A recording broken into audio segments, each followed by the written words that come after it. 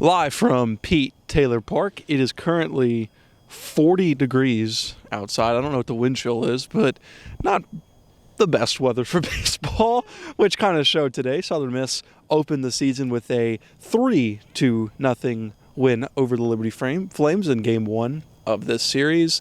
Jackson, ninth straight opening day victory for the Golden Eagles. There was coming into this game a lot of questions about this pitching staff, a lot of questions about some of these new faces that they're going to see, such as Matthew Etzel and Tate Parker and Gabe Lacey. I think a lot of those questions were answered, not fully answered, obviously, but Tyler Martin, Nebraska transfer, came in through 3 innings that were important, and then you had Justin Storm come in and close it. Just your overall thoughts of tonight's game. Yeah, I mean, the fielders are who we thought they were, right? Matthew Etzel confirmed to be a dog, right, out there in center field. He had a great hit where he turned a single into a double. And nobody else on this lineup would have been able to do that. Absolutely nobody. I would have been thrown out at first from center field. That's how impressive it was. But, yeah, he's a dog. And obviously Blake Johnson, 3 for 3 from the plate. He made it on base all 4 times, had a walk as well, and we kind of talked to him about the pitchers a little bit, and he said there was kind of a concerted effort to put in the guys with the most experience, that being Tanner Hall, obviously, but then Tyler Martin, a transfer from Nebraska who's played a lot of baseball, and then Justin Storm to close it out. And Scott Berry said that Tyler Martin's 3 innings were probably the most important. He really set it up for Justin Storm to close it down, and I know it's just game 1. We'll have to see in games 2 and 3 about the pitching, but so far, so good. Yeah, apparently the attendance was 5,267, which... A lot of people in the roost. Okay. Well, because there wasn't 5,000 people in that stand. But anyways, yeah, for sure. Southern Miss only allowed really 1 hit, and it was kind of just like a blooper that just bounced over Tanner Hall's head, so you could really argue that this was a no-hitter.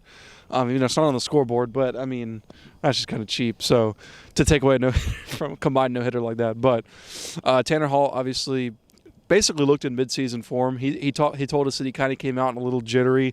He gave up like an opening walk, which he's only done 14 times. He only did 14 times last year, like only walked 14 batters. He opens the walk, and then he's just lights out. And he's threw some pitches today that and he's been throwing pitches. I just don't even know how you hit him, And I think the cold weather affected the bats a little bit. Southern Miss had the bases loaded 3 separate times. All 3 times, Christopher Sargent came up to bat with them, and they left them stranded all 3 times. Christopher Sargent had a fielder's choice RBI, which was the one time he did capitalize on that, was one of Southern Miss's run. Blake Johnson was huge today for Southern Miss. He was the catcher last season, dealing with that injury for a lot of portion of the season. Even when he came back, he really wasn't the same player that he was, especially like when Southern Miss saw him in the Oxford Regional in 2021. Came today 3 for 3, just like you said, hit a home run over the left field wall that kind of just hit the fence and fell over.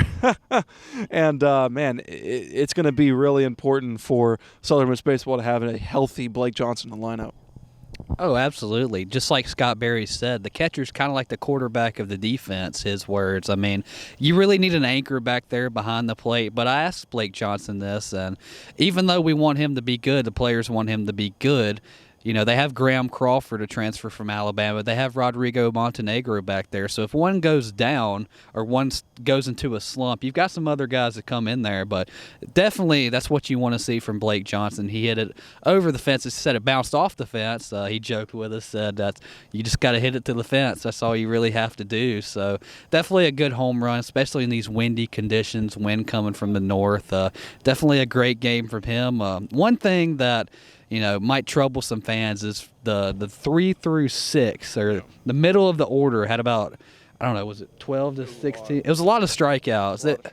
It was in the low teens around there. Talking about Pato, Sargent, Danny Lynch, and Slade Wilkes. They struggled today, but they were carried. I hate to say 12. I hate to say carried, but they were the slack was brought up by the Dustin Dickerson reached base 5 times, and then Matthew Etzel, obviously Blake Johnson as well. So it was a gritty performance. It reminds me a lot of the 2022 Golden Eagles, where you have great pitching and just enough hitting. And we were told this year would be the opposite. Well, one game into 2023, it looks like 22. Yeah, and you have to remember that, kind of like Blake Johnson said, this is Tanner Hall pitching. I think we're really going to have an answer on this bullpen tomorrow, because, I mean, we really don't even know. I don't think anybody expected the Nebraska transfer to come out after Tanner Hall. You know, we expected Justin Storm tonight, but I don't know who's going to come out tomorrow. I guess Armstead or Oldham. We saw Oldham kind of warming up out there, but so we're kind of interested in that. We're also really excited to see Matthew Adams tomorrow pitch for the first time and start for the first time, and so Southern Miss wins 3-0. Not really anything that I expected. I expected a little bit more offense, but the offense wasn't like non-existent. It just didn't finish. It left 13 runners on base, which is something that obviously first game of the season they're not going to correct everything, and they're going to be able to fix that. And I think if the pitching is kind of like, if it's like this, one hit against a pretty solid Liberty lineup, and this hitting the 3-6 that you're talking about with 12 strikeouts, this is going to be a good team. I mean, it's like Scott Berry said a million times last year. He's going to say it a million times this year. It's a lot better to win ugly than lose pretty, and that's exactly what Southern Miss did tonight. If they can get the middle of the orders to start hitting, you're looking at a dangerous roster. For sure. Well, we'll be here all weekend. We may not have a video all weekend, but we'll try to get one out to you as much as we can. It's just me and Jackson, man. I mean, hey, man, how you doing? Good to see you. Nathan behind the camera. So we'll be here all weekend. Southern Miss wins against Liberty in Game 1 of this series. We'll be here tomorrow, same time. Hopefully a little bit warmer for our guy Charlie, who's taking photos on the field. As soon as the game was over, he just ran. He said, I'm out of here. Yeah. So Southern Miss wins 3-0. We'll be back tomorrow at 4 p.m. That's Jackson Howell. I'm Dima Mixon. Thanks for watching.